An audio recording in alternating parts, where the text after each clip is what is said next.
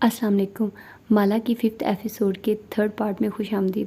بطور آرٹسٹ آپ کو رنگ کیوں اچھے لگتے ہیں؟ مالا آئینے کے سامنے کھڑی تھی، گلے کنڈیشن بال شانوں پہ بکھرے تھے اور وہ نرمی سے ان کو برش کر رہی تھی۔ چہرہ دائیں بائیں گھما کے دیکھا، ایک دانہ بھی نہ تھا۔ آج بالآخر وہ فریش لگ رہی تھی، کیونکہ رنگوں کی اپنی ایک زبان ہوتی ہے، ہر رنگ بات کرتا ہے۔ ماہر سیاہ پینٹ اور سفید شرٹ میں ملبوس آئینے کے سامنے کھڑا اپنی ٹائی کی ناٹ باندھ رہا تھا۔ بال جل سے پیچھے کو برش کیے گئے تھے اور ہلکی ہلکی شیو موجود تھی۔ ٹائی باندھ کے اس نے کلائی پہ بندی گھڑی دیکھی۔ 15 جولائی۔ آپ کا فیوریٹ رنگ کون سا ہے؟ مالا الماری کے سامنے کھڑی ہینگر سے آویزہ کیے کپڑے دیکھ رہی تھی۔ چند ہینگرز آگے پیچھے کیے اور پھر ایک جوڑا نکالا، سفید لمبی قمیض اور ٹراؤزرز کے ساتھ آرگنزا کا سرخ دوپٹہ۔ سرخ۔ ماہر نے ڈریسنگ روم کا دراز کھولا تو نفاست سے آرگنائز کیے کف لنکس اور گھڑیاں سامنے تھی۔ اس نے KF والے کف لنکس نکالے اور مدھم مسکراہٹ کے ساتھ انہیں پہننے لگا، گڈ لک کے لیے۔ سرخ کیوں؟ وہ آئینے کے سامنے کھڑی سفید پتھر والے ٹاپس پہن رہی تھی، لمبے بال اب خشک کر کے سیٹ کر دیے تھے اور سفید لباس کے ساتھ سرخ دوپٹہ کندھے پہ پن اپ کر دیا تھا۔ اس کا چہرہ پرسکون تھا کیونکہ سرخ رنگ گفتگو کرتا ہے۔ کیف کے کانفرنس روم میں آج میزیں مختلف طریقے سے لگائی گئی تھی۔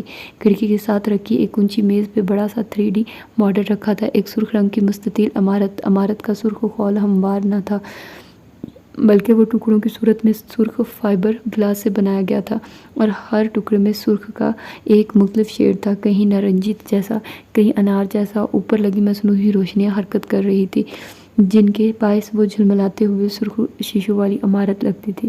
اور کیا کہتا ہے سرخ رنگ؟ کیف کے آرکیٹیکٹس اپنے قطری مہمانوں کو وہ ماڈل دکھا رہے تھے۔ بعض نے آنکھوں پہ آرٹیفیشل ریالٹی والے چشمے بھی چڑھا رکھے تھے، جن کے باعث وہ خود کو عمارت کے اندر محسوس کر رہے تھے۔ سیاہ سوٹ میں ملبوس ماہر فرید خاموشی سے ایک معمر قطری آدمی کے چہرے کا جائزہ لے رہا تھا، جو مسکرا کے ان کی پریزنٹیشن دیکھ رہا تھا۔ فیصلہ اس کے ہاتھ میں تھا۔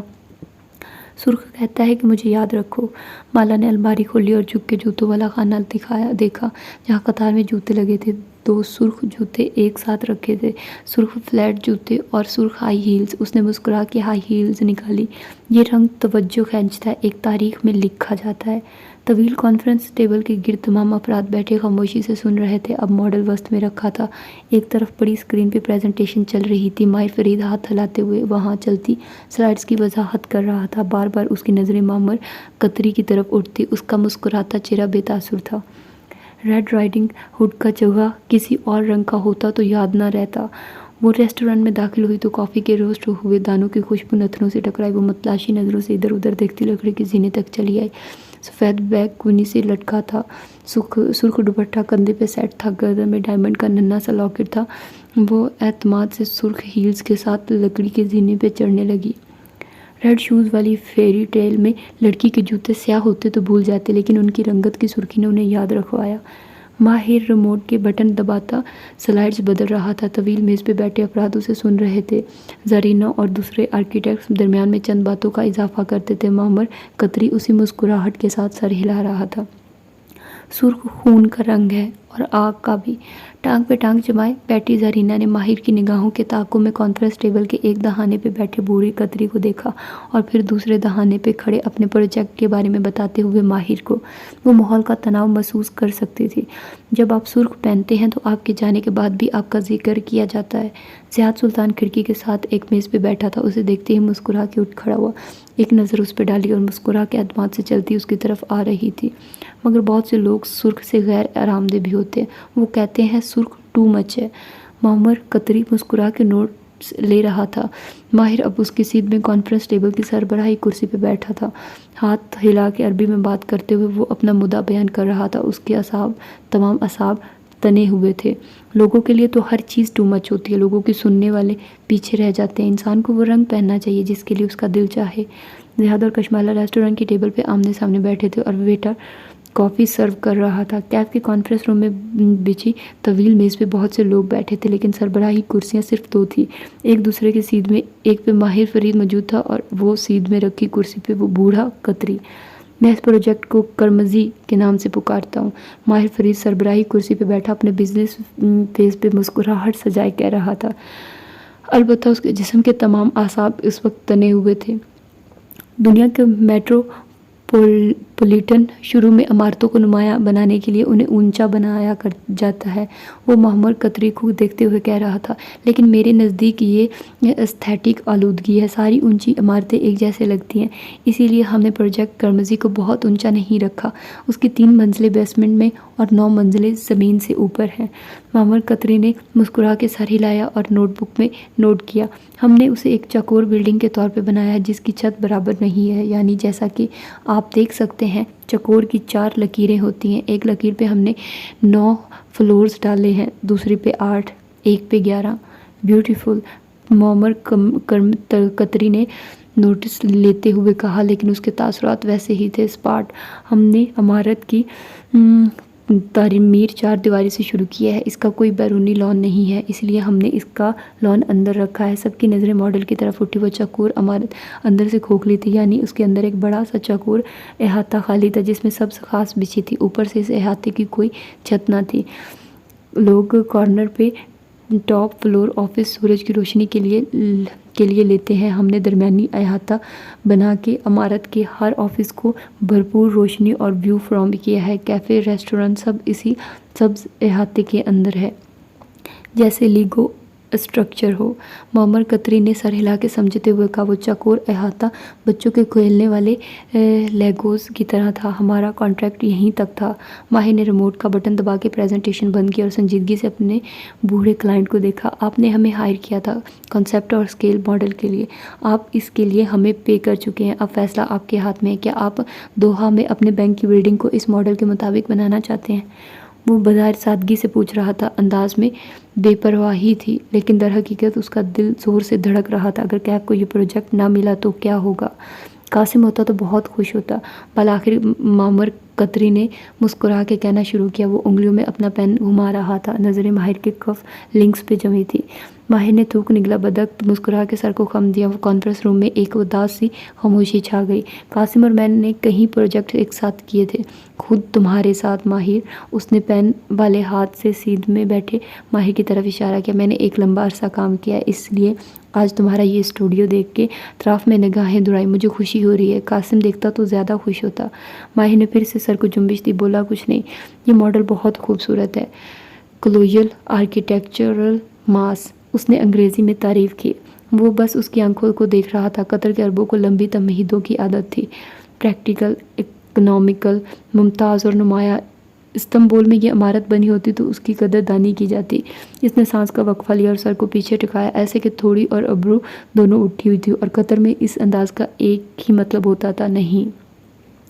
इस लम्हे माहिर को मालूम हो चुका था कि वो क्या कहने जा रहा। उसने दिल में एक दुआ मांगी, बहुत शिद्दत से, लेकिन बूढ़ा खनखारा, आह ये सारे लेकिन।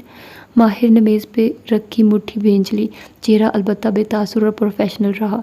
लेकिन माहिर, बूढ़े ने शेव खुजाई, ये सुर्ख है, बिल्कुल ये सुर्ख है। माहिर ने उठी गर्दन के साथ सर को जुम्बिश दी। और हम अरबों को सुर्ख नहीं पसंद। उसने नफ़े में सर हिला दिया। दोहा में हम इतनी बड़ी इमारत सुर्ख रंग में नहीं बना सकते। वहाँ हमें सुर्ख रंग चाहिए हो तो हम मोन्यूमेंट बनाते हैं, सुर्ख बत्तियों की रोशनी डाल के इमारतों को अंदर बाहर से सुर्ख कर लेते हैं। लेकिन ये सुर्ख बहुत ज़्यादा है। हम इस्लामिक आर्किटेक्चर को पसंद करते हैं, खाकी और फिरोज़ी रंग को। खाकी पेन से फर्श की तरफ इशारा किया जो ज़मीन का रंग है, और फिरोज़ी पेन को छत की तरफ बुलंद किया जो आसमान का रंग है। हम इन रंगों से नहीं हटना चाहते। फिर वो आगे को झुका और दोनों कूनियाँ मेज़ पर रख के बगौर माहिर का चेहरा देखा। मुझे ये मॉडल मंजूर है, लेकिन ये रंग नहीं। इसको खाकी, नीला या भूरा भी कर दो तो मैं अभी अगला कॉन्ट्रैक्ट साइन करने के लिए तैयार हूँ। तमाम नज़रें माहिर के चेहरे की तरफ उठी। वो खामोशी से अपने बाप के पुराने दोस्त को देख रहा था। वो अपनी बात मुकम्मल कर रहा था। हमारे कॉन्ट्रैक्ट में एक शर्त ये थी माहिर कि हम मॉडल में अपनी मर्ज़ी की तब्दीली करवा के इस कॉन्ट्रैक्ट को आगे बढ़ा सकते हैं। माहिर अपनी जगह से उठा, कोट का बटन बंद किया और अपने चमकते स्याह बूट से चलता हुआ तवील मेज़ के दूसरे सिरे तक आया, यहाँ तक कि वो अब बूढ़े कतरी के बिल्कुल सामने खड़ा था। कतरी उठ खड़ा हुआ। वो उससे कद में चंद इंच छोटा था। हमारे कॉन्ट्रैक्ट में अब्दुल हमीद साहिब एक शर्त ये भी थी कि अगर कैफ तब्दीली पर राज़ी ना हुआ तो हम आपके लिए काम करने के पाबंद नहीं हैं। تمہیں اپنی ٹیم سے مشورہ کرنا چاہیے اور سوچ کے مجھے 1 ہفتے میں جواب دینا چاہیے، اس نے نرمی سے کہا، لیکن ماہر ہلکا سا مسکرایا۔ یہ میرا آخری فیصلہ ہے۔ اس نے مسافے کے لیے ہاتھ بڑھایا۔ زارا اور دوسرے آرکیٹیکٹس نے ایک دوسرے کی طرف دیکھا، وہ خوش نظر نہیں آ رہے تھے۔ بوڑھے نے مسکرا کے اس کے بڑے ہاتھ کو تھاما، ماہر اس سے گلے ملا اور 3 دفعہ اس کے دائیں رخ کو بوسہ دیا، پھر پورے ادب و احترام سے ان کے وفد کو لیے باہر آیا۔ اس کا ہر انداز کہہ رہا تھا کہ دروازہ اس طرف ہے۔ وہ رخصت ہو گیا اور اس کی ٹیم بجھی سی کانفرنس ہال سے نکل گئی تو وہ اپنے آفس میں چلا آیا، پھر خاموشی سے گلاس وال کے سامنے جا کھڑا ہوا اور باہر دیکھنے لگا۔ زرینہ اس کے پیچھے اندر آئی، اس کا چہرہ بھی بجھا ہوا تھا۔ باہر ایک رنگ ہی تو تھا، ہم بدل سکتے تھے۔ وہ پہلوؤں پہ ہاتھ رکھ کے گلاس وال کے ساتھ کھڑا باہر دیکھ رہا تھا، چہرہ بے تاثر تھا۔ ٹھیک ہے، ہم نے پہلے یہ فیصلہ کر رکھا تھا، ہم تمہارے فیصلے سے متفق ہوں گے، لیکن تم نے رنگ کی بات کو نا کا مسئلہ بنا لیا ہے، تھوڑی سی لچک دکھا دیتے۔ زارا وہ آہستہ سے اس کی طرف گھوما، اس کا چہرہ بے تاثر تھا۔ کبھی کسی قطرے بوڑھے کے سامنے آئندہ ٹانگ پہ ٹانگ رکھ کے مت بیٹھنا، اٹس اوفینسو۔ ماہر زارا کا ابرو تن گیا۔ انہوں نے انکار میرے بیٹھنے کے طریقے کی وجہ سے نہیں، تمہاری ضد کی وجہ سے کیا ہے۔ میں نے تمہیں کہا تھا ان کو رنگ کے بارے میں پہلے سے بتا دو، وہ سرخ رنگ پہ نہیں مانیں گے، لیکن تم نے مجھے اکیلا چھوڑ دو۔ زارا اس کے انداز میں بےظہاری تھی، وہ کف لنکس نوچتے ہوئے اتار رہا تھا۔ زارا چند لمحے بے بسی بھرے غصے سے اسے دیکھے گی۔ کف لنکس اتار کے وہ میز تک آیا اور دراز کھول کے انہیں اندر ڈالا، پھر ایک دم ٹھٹک کے رکا، چہرہ اٹھایا تو چونکا ہوا لگ رہا تھا۔ میرا دراز کس نے کھولا ہے؟ شبنم انٹرکام اٹھا کے شبنم کو بلانے لگا تھا جب زارا گہری سانس لے کر بولی، میں نے کھولا تھا، میں نے ایک فائل ڈھونڈ رہی تھی، اندر ایک ٹوٹا ہوا بسکٹ رکھا تھا، میں نے اٹھا کے پھینک دیا کہ تم نے دیکھ لیا تو خفا ہو گئے، کسی اسٹاف نے صفائی کے دوران لاپرواہی سے اندر چھوڑ دیا ہوگا۔ وہ اسے دیکھ کے رہ گیا۔ اف زارا کرب سے آنکھیں میچی، کیا میں نے کچھ غلط کیا؟ زرینہ کے ابرو تعجب سے اکٹھے ہوئے۔ نہیں، اس نے گہری سانس لیا، جھٹکے سے دراز بند کیا۔ اچھا کیا جو پھینک دیا، میں نے بھی یہی کرنا تھا۔ کچھ تھا جو اس میں بدل گیا تھا، کچھ جو ایک کیکٹس کے پودے اور ایک ٹوٹی ہوئی خطائی سے بڑھ کے تھا۔ وہ چلی گئی تو کمرے میں سناٹا چھا گیا، اب صرف وہ تھا یا اس کی تنہائی۔ کافی شاپ میں کافی کی مخصوص خوشبو پھیلی تھی، وہ دونوں آمنے سامنے بیٹھے تھے، پس منظر میں ہلکا سا میوزک بج رہا تھا، زیاد ہمیشہ کی طرح ڈیسنٹ لگ رہا تھا۔ نیلی پولو شرٹ پہنے، اس کے بال سلیقے سے بنے تھے اور چہرے پہ سنجیدگی تھی۔ وہ اسے اپنی ماں کی طبیعت کے بارے میں بتا رہا تھا اور وہ دھیان سے سن رہی تھی۔ معلوم نہیں انہیں کیا ہوتا جا رہا ہے کشمالہ، وہ آزردہ دکھائی دیتا تھا۔ اب میں آپ کی کیفیت سمجھ سکتا ہوں، کیسے آپ اپنی امی کے لیے پریشان ہوتی تھی۔ اسے اپنا خواب یاد آیا لیکن بولی کچھ نہیں۔ چیک اپ کروایا، وہاں کروایا تھا، اب یہاں سے بھی کروائیں گے، ڈاکٹرز کا کہنا ہے کسی چیز کا اسٹریس ہے، بظاہر سب ٹھیک ہے لیکن وہ بہت تکلیف میں لگتی ہیں، جیسے اس کی آواز مدھم ہوئی، کوئی اندیکھی طاقت انہیں ہرٹ کر رہی ہے۔ کشمالہ سن رہ گئی، ساکت جامد۔ آپ اندیکھی چیزوں پہ یقین کرتے ہیں؟ پہلے نہیں کرتا تھا لیکن کچھ دن سے گھر میں عجیب واقعات ہو رہے ہیں، وہ پریشان لگتا تھا۔ وہ بالکل ساکت سے سنے گئی۔ کبھی گھر سے باہر نکلو تو پانی پڑا ہوتا ہے، کبھی خون کے چھینٹے میرے کپڑوں پہ آتے ہیں، امی کو بھی چند ہفتوں سے برے خواب آ رہے ہیں، شاید کوئی پیچھے پڑا ہے۔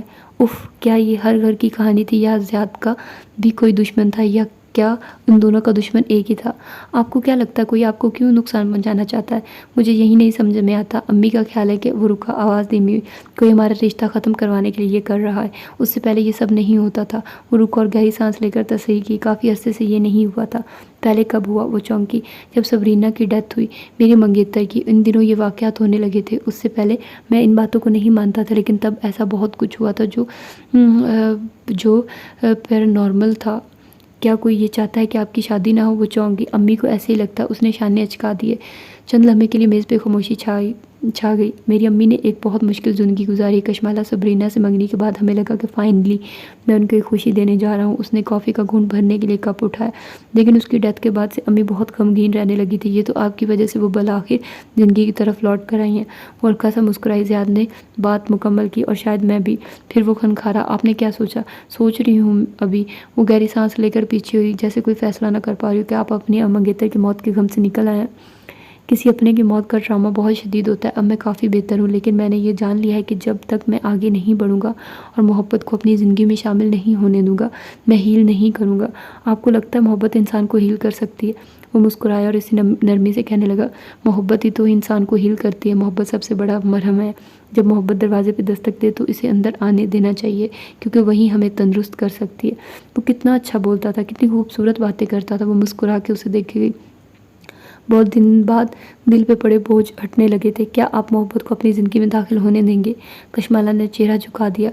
वो अभी तक फैसला नहीं कर पा रही थी। हमें पहले एक दूसरे को थोड़ा जान लेना चाहिए, वो सोच सोच के कहने लगे। मसलन एक दूसरे को अपने बारे में बताना चाहिए, जैसे हमारी ज़िंदगी में तरजीहात क्या है। मैं सुन रहा हूँ। वो नरमी से मुस्कुराते हुए उसे सुनने लगा। मुझे देख के आपको क्या लगता है कि मैं कैसी हूँ? ज़ियाद ने मुस्कुरा के एक नज़र उसे देखा, फिर उसके बैग को, फिर निगाह झुका के उसके हाई हील्स को। आप हाई मेंटेनेंस हैं। कशमाला हल्का सा हंसी, कानों में पहने डायमंड्स चमक उठे। मैं हाई मेंटेनेंस हूँ, बिल्कुल, क्योंकि मैंने ये ज़िंदगी अपने लिए खुद तमीर की है। ये लाइफस्टाइल, ये खुद, ये पैसे खर्च करना, ये सब मैंने बहुत मेहनत से किया है। चाहे बैग्स हों, कपड़े हों या हाई हील्स, ये मेरे लिए बहुत मायने रखती हैं। हालांकि आप दराज कर दें, आपको हाई हील्स की ज़रूरत नहीं है। वो हैरान हुआ। माला चंद हमें उसे देखती रही। वो उसे इन हाई हील्स का मतलब नहीं समझा सकती थी। वो किसी ऐसे शख्स को इन हाई हील्स का मतलब नहीं समझा सकती थी जिसने 5 बरस पहले की कशमाला को ना देखा हो। मैं आपको नहीं समझा सकती थी कि मेरे लिए हाई हील्स, मेरे अपने पैसे से ख़रीदी ज्वेलरी और मेरे पौधे कितने अहम हैं। मैं सतई नहीं हूँ, लेकिन मैं खुद को बहुत बना संवार के रखती हूँ। अगर आप मुझे अपनी ज़िंदगी में शामिल करना चाहते हैं तो आपको इन चीज़ों को ऐसे ही कबूल करना होगा। कशमाला, क्या आपके लिए चीज़ें अहम हैं? क्योंकि मेरे लिए इंसान और रिश्ते अहम हैं। वो उलझ सा गया था। मैंने कहा ना, मैं आपको नहीं समझा सकती। मेरे लिए रिश्ते बहुत अहम है, लेकिन इतना ही अहम मेरे लिए मेरा काम है। मेरी ज़िंदगी अपने काम के बगैर अधूरी है। मैं काम किए बगैर नहीं रह सकती। मुझे कोई मेडियोकर लाइफ नहीं चाहिए जिसमें मैं एक घरेलू औरत बन के सुबह से शाम तक घर साफ़ करती रहूँ। मुझे ज़िंदगी में कोई मकसद चाहिए। क्या आप एक ऐसी वर्किंग वूमेन से शादी करना चाहते हैं जो अपने काम पे कभी कंप्रोमाइज़ ना करे? वो कोई 20 साल की लड़की नहीं थी जो सोचे समझे बिना एक ताल्लुक़ में चली जाती। वो 28 वर्ष की थी। उसे अपनी तरजीहात और ज़रूरियात पहले दिन से बयान करनी थी। ये 21वीं सदी है। वो सिर्फ मुस्कुरा दिया। औरत के काम पे किससे एतराज़ हो सकता है? आप जो करना चाहें आप कर सकते हैं। ना कमाना चाहे तब भी मैं अच्छा कमा लेता हूँ। काम करना चाहे तो ज़रूर करें। मैं अकेला रहता हूँ। अगर आप मुझसे शादी करती हैं तो आपको ना ससुराल की खिदमत करनी होगी, ना ही किसी काम का बोझ आप पे डालूंगा। मैं इन मर्दों में से नहीं हूँ जो बीवी को किचन तक महदूद कर देते हैं। मेरी माँ के घर भी हेल्पर्स हैं। मैं आपको भी रखवा दूंगा। घर के काम औरत को करने चाहिए, लेकिन अगर आप साथ अपना काम भी करती हैं तो आप 2 जगह एनर्जी नहीं लगा सकती। मैं इस बात को अंडरस्टैंड करता हूँ। बाय द वे, आपका असिस्टेंट कहाँ गया? ज़ियाद को अचानक याद आया। उसके चेहरे से ज़ाया गुजरा। उसको मैंने जॉब से फारिग कर दिया। आपकी बात दुरुस्त थी, वो कुछ नाकाबिले एतबार सा था। खैर, आप अपने बारे में बताएं। उसने ज़ियाद के तबसरे से पहले बात पढ़ ली। मैं एक सादा इंसान हूँ। वो साफ कोई से कहने लगा। मैं झूठ को नापसंद करता हूँ। जो हूँ वहीं नज़र आता हूँ। मुझे सच्ची और खरी बात पसंद है। मुझे बैक चैनल से काम करना नहीं पसंद। हर चीज़ क्लियर होनी चाहिए। मैं वही कपड़े पहनता हूँ जो अफोर्ड कर सकूँ। जो बात दिल में हो वही ज़बान पे होती है। मैं झूठी तारीफ़ नहीं कर सकता क्योंकि मैं झूठ नहीं बोल सकता। मैं गलत मशवरा ना देता हूँ ना सुनता हूँ। मेरी ज़िंदगी में एक ही औरत आई थी और वो थी सबरीना। लेकिन मैं अगर नए तलक में जाऊँगा तो किसी बदनियती के साथ नहीं जाऊँगा, बल्कि अपने दिल को मुकम्मल खाली करके नया रिश्ता बनाऊँगा पूरी नेक नीति के साथ। वो दुरुस्त कह रहा था। इसने आज तक कशमाला से झूठ नहीं बोला था। वो इतनी नाजुक नहीं थी कि किसी की सच्ची बात बर्दाश्त ना कर सके। खामियां हर एक में होती हैं। ज़ियाद में अपनी तमाम खूबियों के साथ एक यही खामी थी कि वो कुछ ज़्यादा ही खरी बात करता था। ये ज़िंदगी थी, फिल्म नहीं। यहाँ लोग परफेक्ट नहीं हो सकते थे। कहीं ना कहीं समझौता करना पड़ता और वो ज़ियाद की इस आदत के साथ समझौता कर सकती थी। मैं अभी आपको कोई हतमी जवाब नहीं दे रही, लेकिन आपने पहले ही प्लान कर रखा है कि आंटी के साथ मेरे घर आएंगे तो ज़रूर आएँ। तब तक मैं फ़ैसला कर चुकी होंगी। बहुत सोच समझ के उसने यही कहा और फिर वो मुस्कुरा दी। उसकी एक मुस्कुराहट ने बल आखिर ज़ियाद सुल्तान के दिल में उम्मीद जगा दी। सबरीना की मौत के बाद उसे हैप्पी एंडिंग्स पे भरोसा नहीं रहा था, लेकिन अब बल आखिर एक उम्मीद बनी थी। इस रात माहिर की घंटी करने पे फैज़ी हनम ने अपार्टमेंट का दरवाज़ा खोला तो देखा वो कोट हाथ से पकड़े कंधे पे डाले हुए था। शर्ट के कफ मुड़े हुए थे और टाई ढीली थी। खुश आमदीद माहिर बे। फैज़ी ने फिक्रमंदी से उसे देखते हुए उसका कोट लिया तो माहिर ने बंद मुट्ठी बुलंद की। फैज़ी ने अपनी हथेली फैलाई। माहिर ने मुट्ठी खोली। के एफ वाले कफ लिंक्स फैज़ी की हथेली पे गिरे। आप ठीक है? उन्होंने तशवीश से पूछा। वो बस उदासी से मुस्कुरा झुक के जूते उतारने लगा। कुछ खाएंगे? वो जुराबों से चलता हुए राहदारी में आगे बढ़ रहा था जब फैज़ी परेशानी से पीछे आई। उसने दफ़ी में सारी लाया और कदम कदम चलता आतिशदान की तरफ आया। वहाँ कतार में सजी मोमबत्तियाँ उसकी मुंतज़िर थे। एक अपनी जगह से 2 इंच आगे रखी थी। उसने आहिस्ता से उसको पीछे धकेला। अब वो बराबर हो गई। फिर उसने जेब से लाइटर निकाला और उसका शोला कोने में रखी एक मोमबत्ती के करीब किया। मोमबत्ती जल उठी। वो लाइटर रख के मुड़ा तो सामने किचन काउंटर पर नज़र पड़ी। वहाँ बेरबिल की बेकरी के केक्स के 2 डब्बे रखे थे। उसने सवालिया नज़रों से फैज़ी हनम को देखा। मैंने कहा था ना कि घर में बेकरी आइटम्स یہ بیربل آپ کے لیے لایا تھا، وہ جلدی سے بولی۔ باہر کے ابرو تعجب سے اکٹھے ہوئے، پھر وہ سست روی سے چلتا ہوا کاؤنٹر تک آیا۔ پہلے ڈبے کے اوپر لکھا تھا، اگر پروجیکٹ اپروو ہو جائے تو اس ڈبے کو کھولیں۔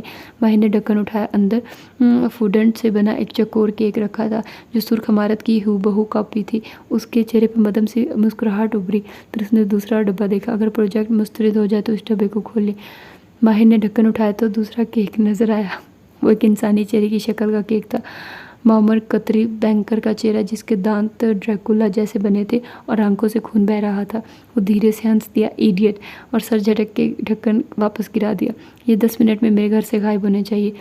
فیضی خانم کو اشارہ کر کے وہ جیب سے تھر تھراتا موبائل نکالتے ہوئے لیونگ روم میں واپس آیا۔ ایل شیپ صوفے، اونچی گلاس وال کے ساتھ سیاہ سفید مخملی پردے اور آتش دان کے قریب رکھی سیاہ ونگ چیئرز، سب اسے خاموشی سے دیکھے گئی۔ موم بتی کی موم پگھل رہی تھی اور سارے میں کیکٹس فلاور اور جیڈ لیف کی خوشبو پھیل رہی تھی۔ یہ نئی موم بتی تھی جو اس نے کل آرڈر کی تھی۔ اس کی خوشبو فیضی خانم کے لیے نئی تھی۔ White hair calling. وہ فون ہاتھ میں لیے صوفے پہ بیٹھا اس کے بج کے ختم ہونے کا انتظار کیا۔ مالک اسے دوپہر سے کال کر رہا تھا اور وہ اس وقت مالک سے بات نہیں کرنا چاہتا تھا۔ گھنٹی خاموش ہوئی تو مالک کا میسج موصول ہوا۔ وہ اپارٹمنٹ بلڈنگ آئی تھی، وہ جان گئی ہے۔ انگریزی کے 2 الفاظ نے ساری کہانی سمیٹ دی۔ ماہر نے کرب سے آنکھیں بند کی، ذہن میں گھڑی کی ٹک ٹک ٹک ٹاک پاکستان آنے کے وقت سے بج رہی تھی۔ ابھی نکارا بجا تو ابھی بجا اور بالآخر وہ بج اٹھا تھا۔ سب کچھ جل کے راکھ ہو گیا تھا۔ یقیناً وہ اب اس سے نفرت کرتی ہوگی۔ خطائی اور کڑک چائے کی خوشبو اس نفرت کے آگے اسے بھول جائے گی۔ اس نے صوفے پہ ٹیک لگا لی اور پیر لمبے کر کے میز پہ رکھ دیے، پھر چھت سے لٹکتے فانوس کو دیکھنے لگا۔ ہر طرف خاموشی تھی۔ بیربل بتا رہا تھا کہ فیضی خانم میز پہ پانی کا گلاس رکھتے ہوئے بولی۔ وہ فانوس کو دیکھتے ہوئے سنے گیا۔ اس کا سارا سٹاف بیربل کو خبریں پہنچاتا تھا کہ اگر صرف عمارت کا رنگ بدل دیتے تو یہ پروجیکٹ آپ کو مل جاتا۔ وہ گلاس رکھ کے سیدھی ہوئی اور نہ سمجھی سے اسے دیکھا۔ ایک رنگ ہی تو تھا ماہر پہ، آپ نے کیوں نہیں بدلا؟ اس نے فانوس کو دیکھتے ہوئے گہری سانس لی۔ جس زمانے میں لیونارڈ ڈونچی نے مونا لیزا بنائی تھی، آرٹسٹ پورٹریٹس بناتے ہوئے اپنے سبجیکٹ کا چہرہ سنجیدہ بناتے تھے، کیونکہ ایک پورٹریٹ بنانے میں کئی ہفتے لگ سکتے تھے۔ کوئی انسان ہفتوں تک مسکرا کے آرٹسٹ کے سامنے نہیں بیٹھ سکتا تھا، لیکن ڈونچی نے لیزا نامی اپنے ماڈل کے لیے موسیقار ہائر کیے جو اسے انٹرٹین کرتے تھے اور وہ مسکراتے ہوئے پوز کیے رکھتی تھی۔ یوں اس نے وہ بنایا جو اس زمانے کے لوگ نہیں بناتے تھے، نہ پسند کرتے تھے۔ اس نے مسکراہٹ پینٹ کی۔ اسے آرٹ کہتے ہیں۔ میں نے فیضی خانم آرٹ بنایا تھا۔ میں اسے ایک بے وقوف عرب بوڑھے کے حوالے نہیں کر سکتا تھا، لیکن انہوں نے آپ کا ڈیزائن ریجیکٹ کر کے آپ کو افسردہ کر دیا ہے۔ فیضی کی سمجھ میں نہیں آ رہا تھا کہ وہ کیسے اپنے مہربان مالک کے موڈ کو بہتر کرے۔ ماہر نے فانوس سے نظریں ہٹا کے اسے دیکھا۔ تمہیں کیسے معلوم کہ میں افسردہ ہوں؟ کیونکہ آپ خاموش ہیں۔ آپ نے 3 ماہ ضائع کیے اس ڈیزائن کے پیچھے۔ فیضی خانم، وہ ہلکا سا مسکرایا، گال میں گڑھا بنا۔ میں افسردہ نہیں ہوں، میں سوچ رہا ہوں یہ ان کے کیپ کو کیسے اس مسئلے سے نکالیں گے۔ وہ واقعتاً پریشان تھی۔ اوہ! صوفے کی پشت سے سر ٹکا۔ اس نے فیضی کو دیکھا تو اس کی مسکراہٹ گہری ہوئی۔ وہ قطری بینکر میرے پاس اس لیے آیا تھا کیونکہ ہم استنبول والے یورپ کی دوسری آرکیٹیکچر فرم سے سستے ہیں۔ ہمیں بھی اس کے نام کی ضرورت تھی تاکہ ہمارا پورٹ فولیو بہتر ہو۔ لیکن وہ سیدھا ہوا اور پھر اٹھ کھڑا ہوا۔ وہ فیضی خانم سے کافی دراز قد تھا۔ وہ گردن اٹھائے اسے دیکھنے لگی۔ لیکن جب اس نے فیصلہ سنانے کے لیے منہ کھولا تو میں نے دعا مانگی تھی کہ وہ میرا ڈیزائن ریجیکٹ کر دے۔ فیضی خانم کے لب حیرت سے کھل گیا کیونکہ اس نے فیصلہ سنانے سے پہلے مجھے ایک مہنگا مشورہ دے دیا تھا۔ یہ عمارت قطر میں کام نہیں کرے گی۔ لیکن وہ مسکرایا دل سے، یہ استنبول میں کام کرے گی۔ میں اس عمارت کو غلط جگہ کے لیے ڈیزائن کر رہا تھا۔ یعنی آپ اس کے انکار سے خوش ہیں؟ ماہر نے دھیرے سے اسبات میں سر ہلا دیا۔ کیونکہ میں ایک بزنس مین ہوں اور بزنس مین کا لالچ قبر میں جا کے ہی ختم ہوتا ہے فیضی خانم، اور مجھے لالچ آ گیا ہے۔ وہ مسکرایا تو گال کا گڑھا گہرا ہوا۔ میرے آرٹ کو قطری کیوں بنائیں؟ میں خود کیوں نہ بناؤں ہوں؟ وہ تحیر سے اسے دیکھ رہی تھی۔ میں نے نہ 3 ماہ ضائع نہیں کیے ہیں، نہ ہی ایک پیسہ۔ میں نے قطری بینک کے پیسے پہ ماڈل بنایا ہے۔ انہوں نے مجھے ہر گھنٹے کے لیے پے کیا ہے۔ میں نے کہا نا میں افسردہ نہیں ہوں، میں صرف سوچ رہا ہوں کہ میں یہ کیسے کروں گا۔ پھر اس نے موبائل نکالا اور ایک کال ملائی۔ وائس، میں نے تمہیں کرتال، استنبول کا ایک انڈسٹریل علاقہ میں اپنا کمرشل پلاٹ بیچنے کے لیے کہا تھا، لیکن میرا ارادہ بدل گیا۔ اس پلاٹ کو مارکیٹ سے ہٹا لو۔ میرے پاس اس جگہ کو ڈیولپ کرنے کا ایک آئیڈیا ہے۔ وہ اپنے ریئل اسٹیٹ ایجنٹ سے فون پہ بات کرتے ہوئے کمرے کی طرف جا رہا تھا۔ فیضی خانم گمسم سی اسے جاتے دیکھ رہی تھی۔ اس کا مالک وقت اور پیسہ وہاں ضائع نہیں کرتا تھا جہاں سے اسے منافع کی امید ہو۔ لاہور کے گلاس ٹاؤن نامی ریسٹوران میں اس صبح مہمانوں کا رش معمول کی طرح لگا تھا۔ انگریزی ناشتے اور چائے کافی کی مہک سارے میں پھیلی تھی۔ ایسے میں لان اور برآمدے کے درمیان بنی شیشے کی دیوار کے ساتھ فرش پہ کشمالہ بیٹھی تھی، ماتھے پہ سبز رومال باندھے وہ پینٹ کا سامان اطراف میں بکھرائے برش سے شیشے پہ آنسو بنا رہی تھی، یا شاید وہ بارش کے قطرے تھے۔ کوئی شیشے کی دوسری طرف سے گزرتا تو شیشہ گہرا ہو جاتا، لمحے بھر کے لیے اسے اپنا عکس بھی دکھائی دیتا، سبز رومال، چہرے پہ پینٹ کے 2 دھبے، وہی قمیض۔ ایک دم سے ذہن میں قدیم لاہور کی وہ دوپہر تازہ ہوتی، گلاس ٹاؤن کے انگریزی ناشتے کی مہک پس منظر میں چلی جاتی اور اس کے دل و دماغ میں خطائی اور کڑک چائے کی خوشبو پھیل جاتی۔ اس نے کس کے آنکھیں میچی۔ مجھے کیف کے بارے میں نہیں سوچنا، مجھے اپنے بارے میں سوچنا ہے۔ آنکھیں کھول کے سر جھٹکا اور برش سے سرمئی پینٹ مکس کرنے لگی۔ اس کا چہرہ پلیٹ پہ جھکا ہوا تھا، برش کی ٹپ پہ پینٹ لگا کے سر اٹھایا تو شیشے میں اپنا عکس نظر آیا۔ اس کے پیچھے کوئی کھڑا تھا، سیاہ چگے میں، ماتھے پہ نارنجی رومال باندھے۔ اس نے اپنا گندے میلے ناخنوں والا سیاہ ہاتھ مالا کے کندھے پہ رکھا۔ وہ چینک مار کے مڑی، برش ہاتھ سے گر گیا۔ گھبرا کے اس نے اطراف میں دیکھا، وہاں کوئی نہیں تھا۔ قریبی میزوں پہ موجود لوگ مڑ مڑ کے اسے دیکھنے لگے۔ سوری، وہ ہانپتے ہوئے انداز میں معذرت کرتی چیزیں اٹھانے لگی۔ پینٹ کے چند چھینٹے دیوار پہ جا پڑے تھے، وہ جلدی سے انہیں صاف کرنے لگی۔ پھر ایک دفعہ دوبارہ مڑ کے اپنے اطراف میں دیکھا، وہاں کوئی بھی نہیں تھا، لیکن اسے کندھے پہ ہاتھ کا دباؤ واضح محسوس ہوا تھا۔ اس کا دل ابھی تک بری طرح دھڑک رہا تھا۔ وہ بار بار گھبرا کے دائیں بائیں دیکھتی تھی، ایسے لگ رہا تھا جیسے کوئی اس کے بہت قریب موجود ہے۔ اس پہ نظر رکھے ہوئے وہ زیر لب آیت الکرسی پڑھنے لگی۔ کبیرہ سعدان اپنے مرمری اسٹوڈیو میں کھڑے اینک لگائے چند آرٹیکلز کا جائزہ لے رہی تھی۔ سامنے مخملی ڈبوں میں زیورات کے مختلف ڈیزائن رکھے تھے۔ وہ ایک ایک کو غور سے دیکھتی اور آگے بڑھ جاتی۔ کانوں میں ہینڈز فری لگے تھے جن میں فرزین بیگم کی پریشان آواز گونج رہی تھی۔ سنا ہے نگینہ بیماری کے باوجود زیاد کے ساتھ پاکستان آ گئی ہے، وہ جلد حورے جہاں کے گھر جائے گی مالا اور زیاد کا رشتہ طے کرنے۔ لگتا ہے یہ والا عامل بابا بھی ناکام ہو گیا۔ اوہو، کبیرہ نے مسکرا کے ایک زمرد کا جڑاؤ کنگن اٹھایا اور غور سے اونچا کر کے روشنیوں میں دیکھا۔ نہیں ہوگا، کیا نہیں ہوگا؟ یہ رشتہ نہیں ہوگا، مجھے یقین ہے، تم دیکھتی جا، بہت اعتماد سے کہہ رہی تھی، لبوں پہ مسکراہٹ سی۔ اس صبح سے دوپہر تک ماہر اپنے آفس میں کام کرتے ہوئے کتنی ہی دفعہ کھڑکی میں رکھے کیکٹس کو دیکھ چکا تھا۔ وہ مرجھایا ہوا لگ رہا تھا، اس کی جڑیں کمزور اور رنگ بھورا پڑ رہا تھا۔ شبنم 2 دفعہ وضاحت دے چکی تھی، تیسری دفعہ پوچھنے پہ وہ برا مان گئی۔ ماہر بے، مجھ سے میٹنگز فکس کروا لیں، ڈنرز ارینج کروا لیں، جو کہیں میں کر دوں گی، لیکن میں پودوں کا خیال نہیں رکھ سکتی۔ میں نے پودے کبھی نہیں رکھے، آپ کے ساتھ رہ کے میں بھی مشین بنتی جا رہی ہوں۔ مالک اسے آج بھی کال کر رہا تھا، لیکن وہ اس سے بات نہیں کرنا چاہتا تھا۔ مالک نے میسج کر کے کیف جمال کی کارگزاری ماہر کو بتا دی تھی۔ کیف کی کزن صفورہ نے کیف سے مالک کا نمبر لے کر اسے کال کی تھی اور اسے بہت سنائی تھی، ساتھ یہ بھی بتایا کہ انہوں نے کیف سے اسلحے کے زور پہ جو کام کروایا اس کا حساب انہیں دینا پڑے گا، اور یہ کہ وہ لوگ اس کی دوست کے قریب نہ آئے تو بہتر ہوگا۔ ماہر نے مالک کو کوئی جواب نہیں دیا، چپ چاپ اپنا کام کرتا رہا۔ وائی واؤ، آواز پہ جو چونکا بیربل دروازہ کھول کے اندر آ رہا تھا، اس کا چہرہ طنزیہ مسکراہٹ سے لبریز تھا، گھنگریالے بال ہوا سے جھول رہے تھے۔ میں مصروف ہوں بھی، کی بورڈ پہ ٹائپ کرتے ماہر نے سر اٹھا کے اسے تکان سے دیکھا۔ یقیناً مالک اسے بھی کیف جمال کی کتھا سنا چکا تھا۔ وائی بے، کیا کہا تھا میں نے تمہیں؟ ماہر فرید بیربل اس کے سامنے آیا اور میز پہ ہتھیلی رکھ کے اس کی طرف جھکا۔ اس کی آنکھوں میں نے کہا تھا نا والی چمک تھی۔ بھی میرے پاس وقت نہیں ہے، اس نے سختی سے اپنی بات دہرائی۔ میں نے کہا تھا کہ وہ لڑکا کیف جمال تمہیں دھوکہ دے گا، وہ تمہیں ویلن بنا کے پیش کرے گا، لیکن تم نے کیا کہا؟ بیربل، میرا دماغ نہ خراب کرو اس وقت۔ تم نے کہا کہ بیربل ایک کیک بنانے والا آدمی ہے، بیربل ایک سنگل سورس آف انکم پہ گزارا کرنے والا آدمی ہے۔ وہ تن سے مسکراتے ہوئے اسے اس کے الفاظ لوٹا رہا تھا۔ ماہر لب ونجے برہمی سے اسے دیکھے گیا۔ بیربل باپ کی دولت لٹانے والا آدمی ہے، بیربل کو تو کسی چیز کا پتہ ہی نہیں چلتا، اس لیے بیربل کی بات کیوں سنی جائے؟ پھر کون درست ثابت ہوا؟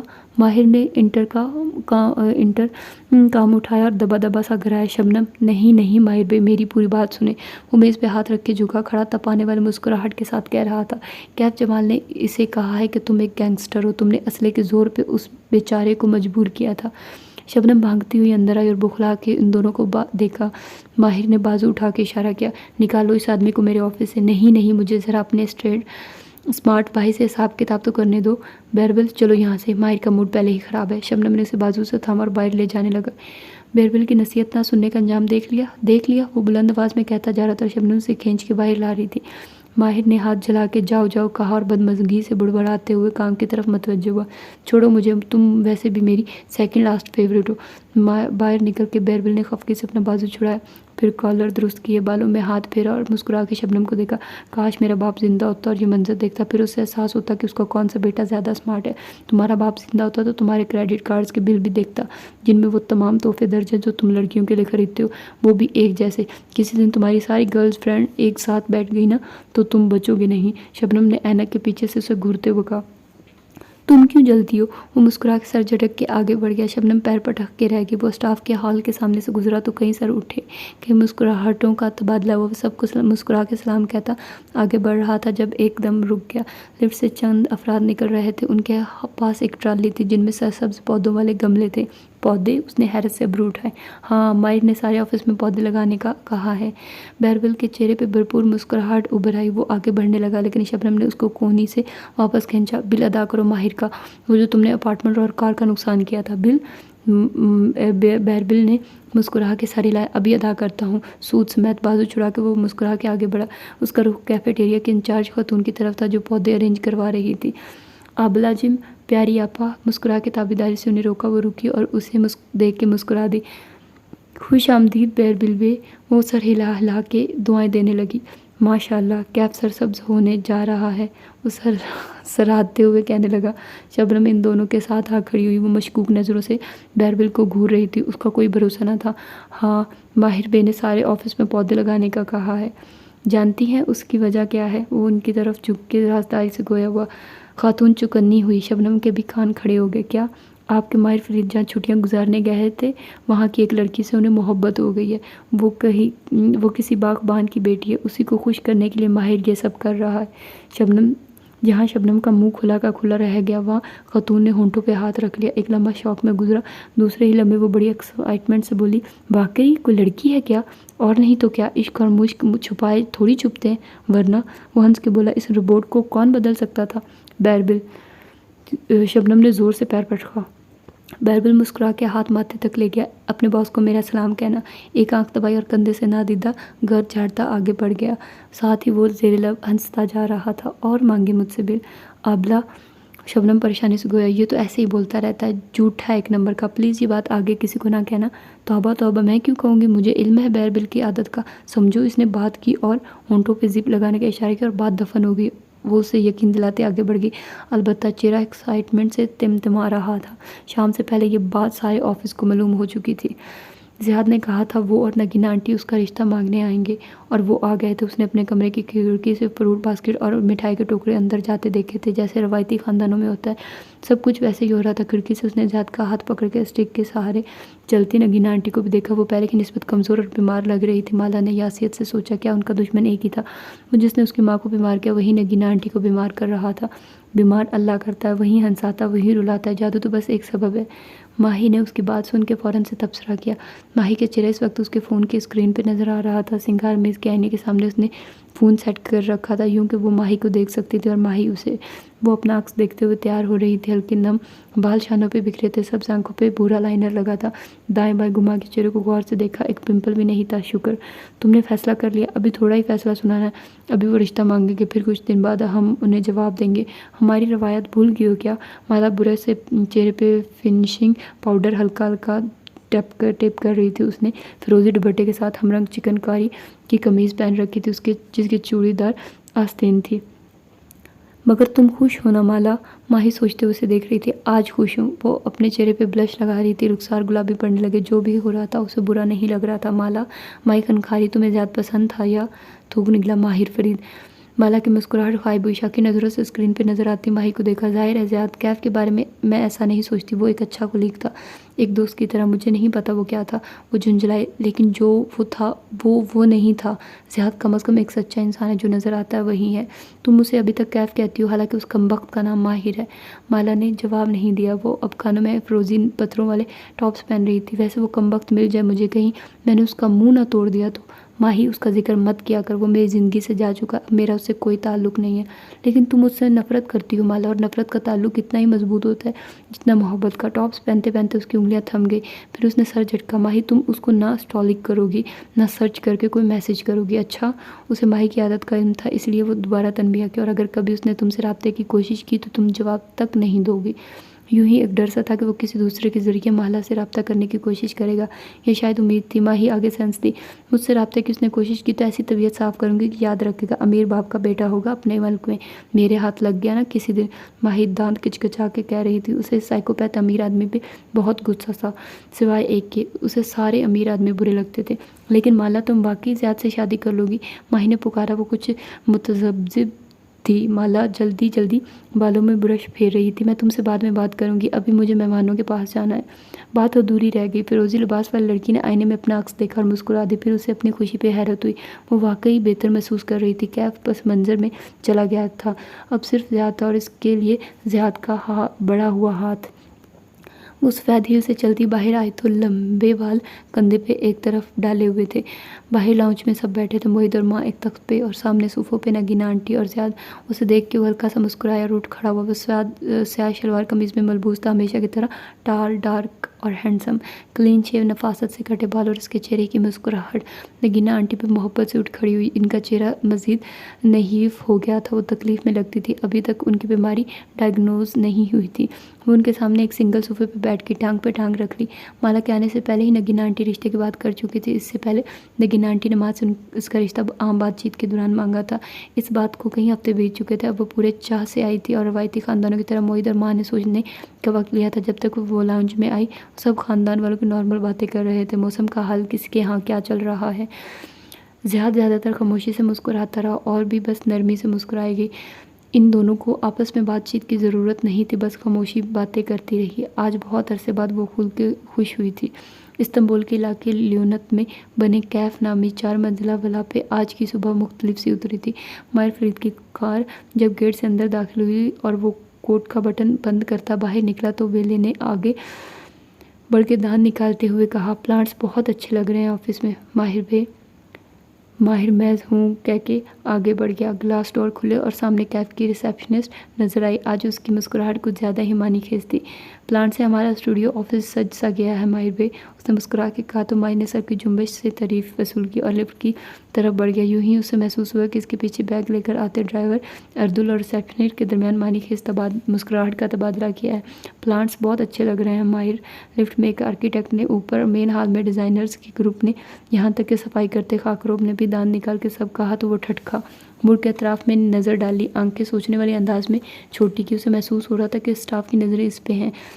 کچھ سر اوپر ہوئے دبی ہنسی۔ اس روز والی جونیئر آرکیٹیکٹ اسے دیکھتے ہی اپنا ٹیب لیے آگے مسکرا کے اسے اپنا کام دکھایا۔ اب کیسا بنا ہے؟ ماہر نے ایک نظر اس کے ٹیبلٹ کو دیکھا۔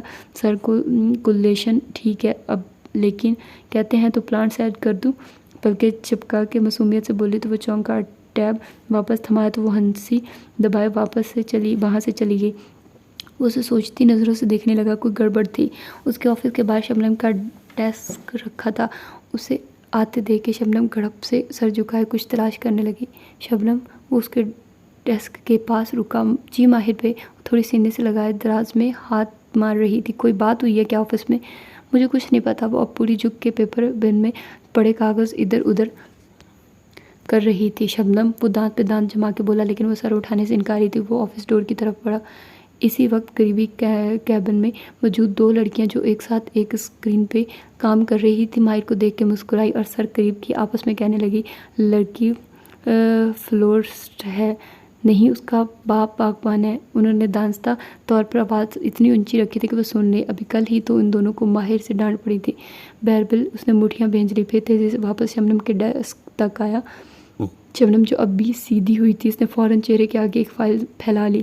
گارڈ کو اطلاع کر دو، آج سے بہربل فرید کا ہمارے آفس میں داخلہ بند ہے۔ وہ غصے سے گھر آیا اور پھر رکا نہیں، سیدھا اپنے آفس میں چلا گیا اور دروازہ ٹھا کے آواز سے بند کیا۔ شبنم نے فائل ہٹائی اور بڑے سکون سے ریسیور اٹھا کے لائن میں لائی۔ گارڈ، آج سے بہربل فرید کا 12ویں دفعہ ہمارے آفس میں داخلہ بند ہے۔ گیٹ پہ بنی کینوپی میں موجود گارڈ نے تابعداری سے اس کا فرمان سنا اور فون رکھتے ہوئے ساتھ والے گارڈ کو مخاطب کیا، اچھا ہوا ماہر بے نے اس کا داخلہ بند کیا، کئی دن سے وہ خالی ہاتھ آ رہا تھا۔ ہاں، اس دفعہ اسے چاکلیٹ بلاوے کے بغیر داخل نہیں ہونے دینا۔ ہر دفعہ وہ ہمیں پستہ بکلاوے سے راضی کر لیتا ہے۔ دونوں اب سر جوڑے ان تمام چیزوں کے بارے میں سوچ رہے تھے جو بہربل کی بیکری پہ بنتی تھی اور اس نے ابھی تک انہیں نہیں کھلائی تھی۔ اوپر ماہر کے آفس میں شبنم نے ہدایت کے مطابق کیف جمال کو ویڈیو کال ملا دی تھی۔ ماہر سیٹ پہ ٹیک لگائے بیٹھا کمپیوٹر اسکرین پہ جاتی گھنٹی دیکھ رہا تھا۔ سلسلہ ملتے ہی کیف جمال کا چہرہ روشن ہوا۔ وہ غالباً ابھی نیند سے جاگا تھا اور ماہر فرید کی شکل دیکھ کے اس کے 14 طبق روشن ہو گئے۔ دیکھیے ماہر صاحب، وہ جلدی سے کہنے لگا، لیکن ماہر نے ہاتھ اٹھا کے اسے روک دیا۔ پیچھے ٹیک لگائے وہ اجلی سفید شرٹ اور گرے ٹائی میں ملبوس تھا۔ تمہارا بزنس پلان کہاں تک پہنچا کیف؟ نرمی سے پوچھا، چہرے پہ مسکراہٹ بھی تھی۔ بنا رہا ہوں، کیف نے تھوک نکلا اور لہجے کو سرسری سے بنایا۔ چچ، ماہر نے سر جھٹکا، کہا تھا نا تم کبھی کامیاب نہیں ہوگے، لوزر تھے اور رہو گے۔ خیر، میں نے تمہیں اس لیے فون نہیں کیا۔ اس نے کڑک چائے کا گرما گرم مگ اٹھایا اور ایک گھونٹ بھرا۔ جانتا ہوں آپ نے کس لیے فون کیا ہے۔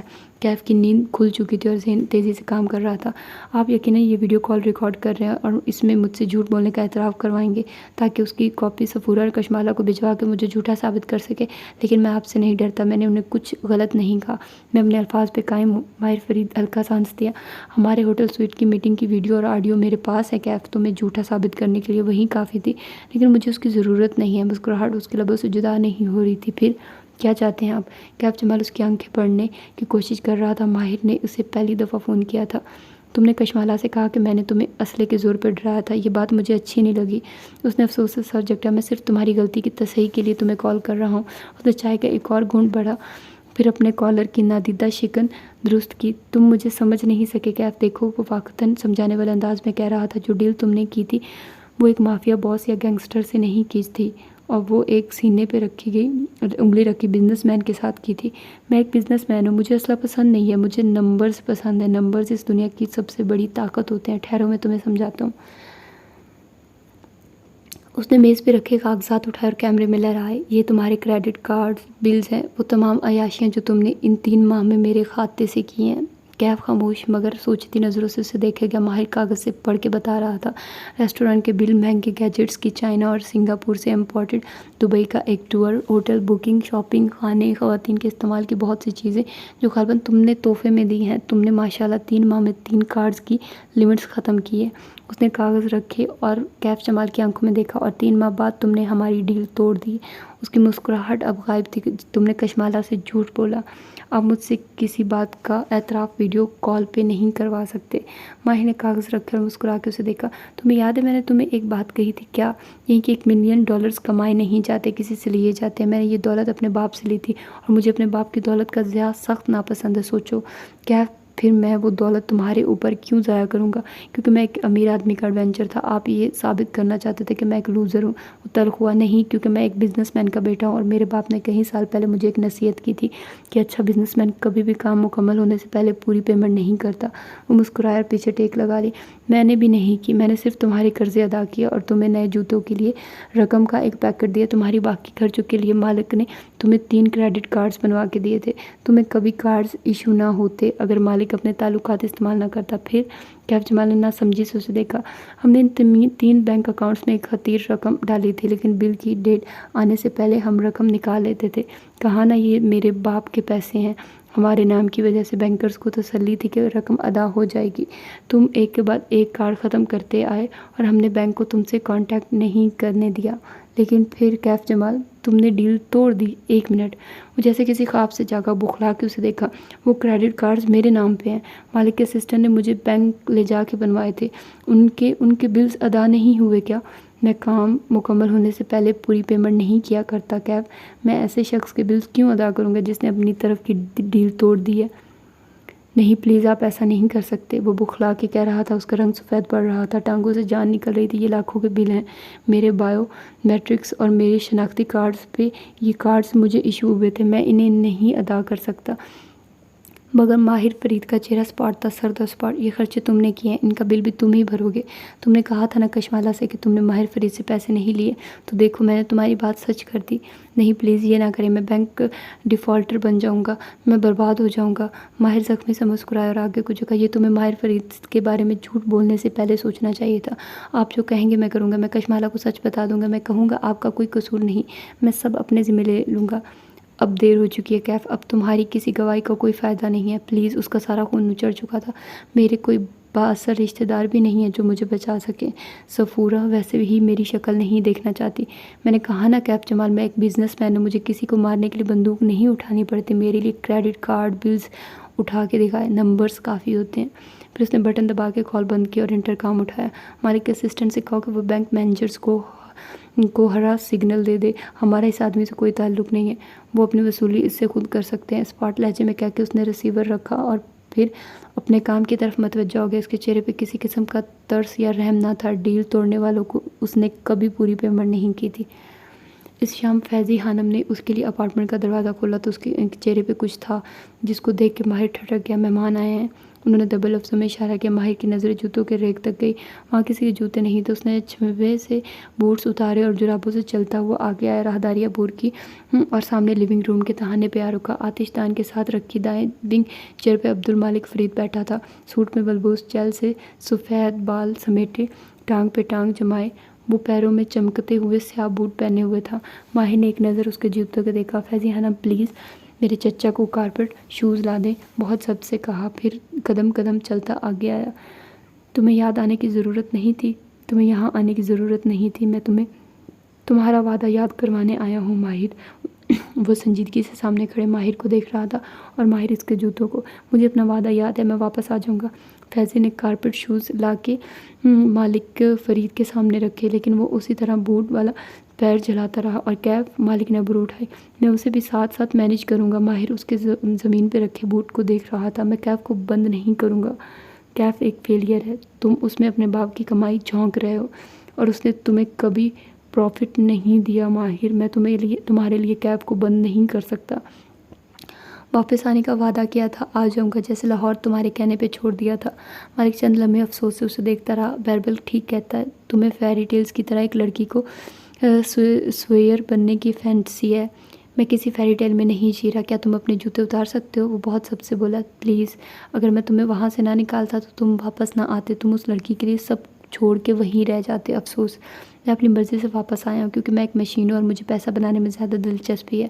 مالک ونگ چیئر سے اٹھا اور بوٹ سے چلتا ہوا اس کے عین سامنے آیا۔ ماہر نے دیکھا اس کے بوٹ لاؤنج کے وسط میں بچھے سفید مخملی قالین سے 1 فٹ دور تھے۔ اف، کاش تم مجھ پہ اعتبار کرنا سیکھ جاؤ، تم مجھے اپنے بیٹوں سے زیادہ محبوب ہو۔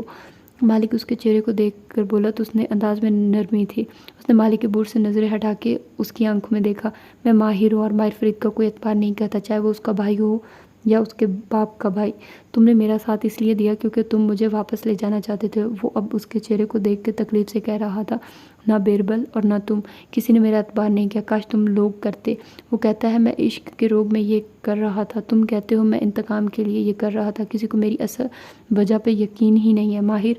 مگر وہ اسی کرب سے کہے جا رہا تھا، میں یہ سب اس لڑکی یا انتقام کے لیے نہیں کر رہا تھا۔ اس کی بری آنکھوں میں نمی ابھری۔ میں صرف ایک بھائی ہوں جو اپنی بہن کو ڈھونڈ رہا ہے۔ سیاہ سفید لیونگ روم میں خاموشی چھا گئی۔ آج وہاں کسی موم بتی کی خوشبو نہیں تھی۔ میں صرف اپنی ہلال کو ڈھونڈ رہا ہوں۔ مینٹل شیلف پہ وہ فریم اسی طرح الٹا رکھا تھا۔ مالک نے اس کے کندھے پہ ہاتھ رکھا، وہ مر چکی ہے۔ اس نے جھٹکے سے اس کا ہاتھ اٹھایا، آنکھیں ابھی تک گیلی تھی۔ جس دن وہ مرے گی نا، مجھے یہاں سینے پہ انگلی رکھی، یہاں معلوم ہو جائے گا۔